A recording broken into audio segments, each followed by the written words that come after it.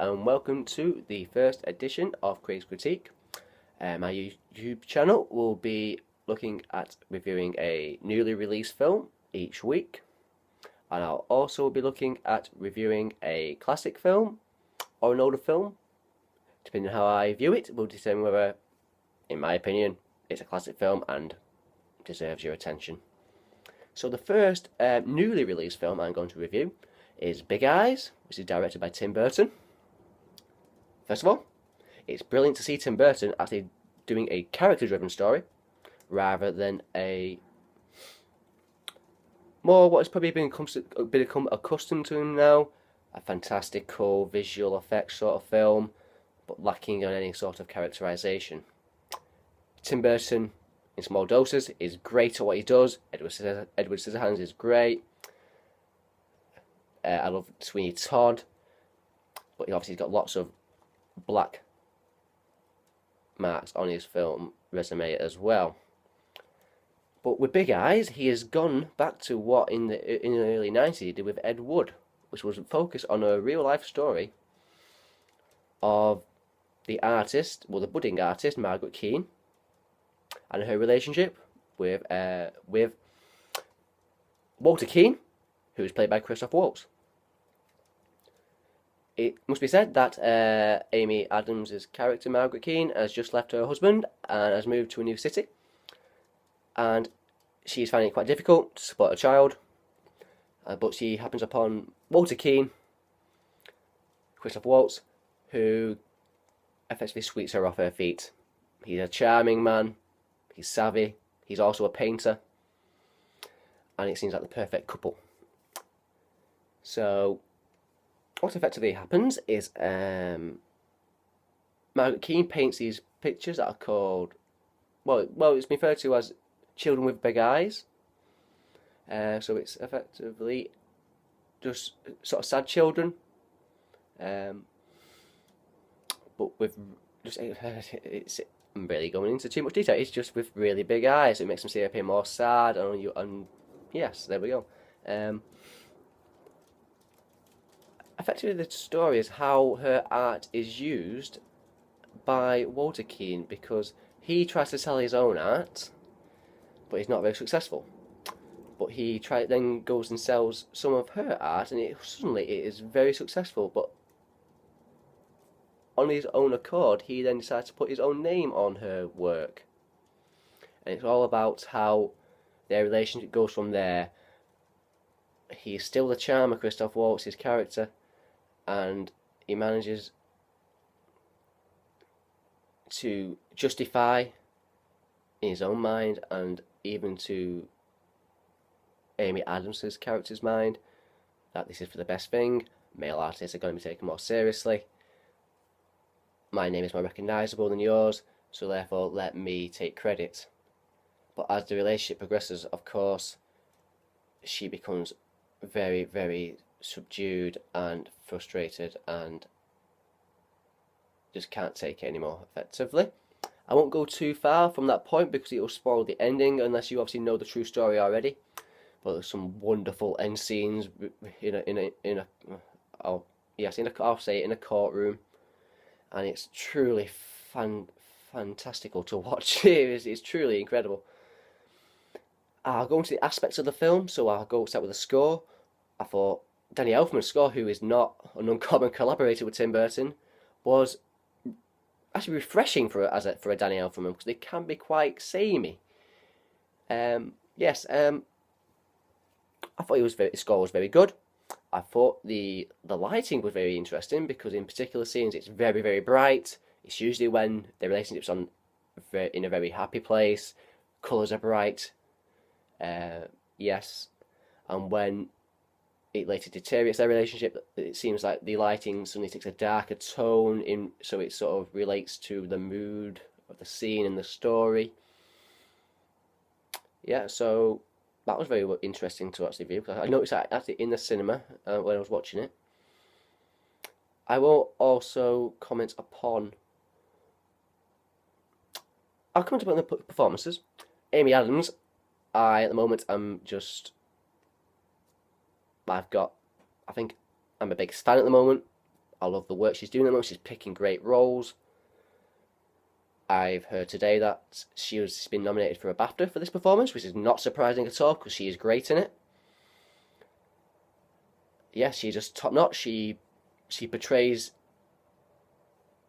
her character brilliantly, and you can see why it works. Moving on to Christoph Waltz. He's just so fun to watch, Christoph Waltz. Every sort of smirk, every little twitch in his face, there's something there just to enjoy. And and you can see exactly why, and the sort of performance he brings to the role, you can see why Amy Adams' character in real life was swept off her feet by this sort of gentleman.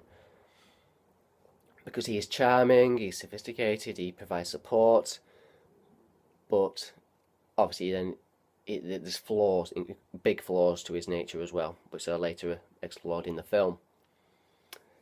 Some of the supporting characters, Terence Stamp is very, very entertaining as a film critic, an art film critic, and it also raises the point of whether the work Amy Adams or Walter Keane, Christopher Waltz, is whether it's art or not.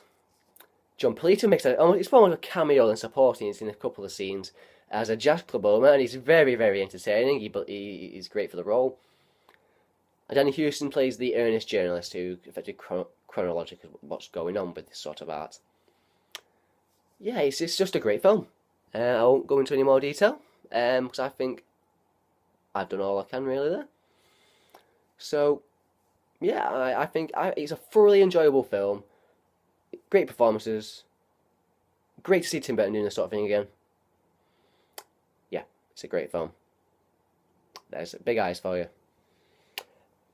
So, from a film based on real events to a film which many people upon watching it thought was based on real events, and my classic film review this week is This Is Spinal Tap, the 1984 rock mockumentary. I'd watched it once before, but it was a long time ago, and I wanted to have like I've been doing here, going to be doing now, is have a re-evaluation of the film to see if it was worth buying on DVD. And the fact that I bought it on DVD this week probably tells you all you need to know already. The best way to describe it is it's not even describe it. It's a rock mockumentary, but it's a comedy. It's just effectively taking the mick out of how ridiculous the scene was in the mid-70s to early 80s with these big rock stadium bands, and how preposterous they sort of were with their performances and attitudes, and even music lyrics when you listen to the songs that the guys in Spinal Tap are performing, but they're not. They're so close to what that sort of genre of music was producing at the time.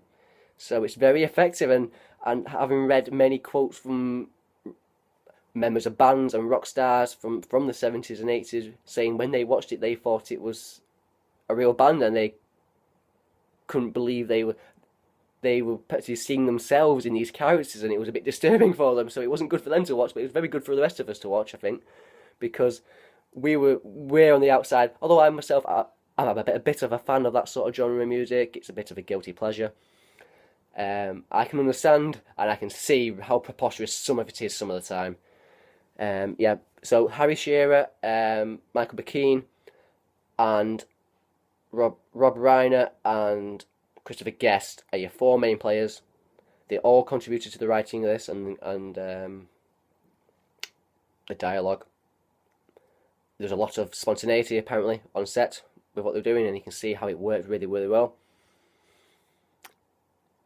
Yeah, it's just a really, really good comedy, and it's a good look at, it's a sideways look at rock music of that era, to be honest. There's a running gag about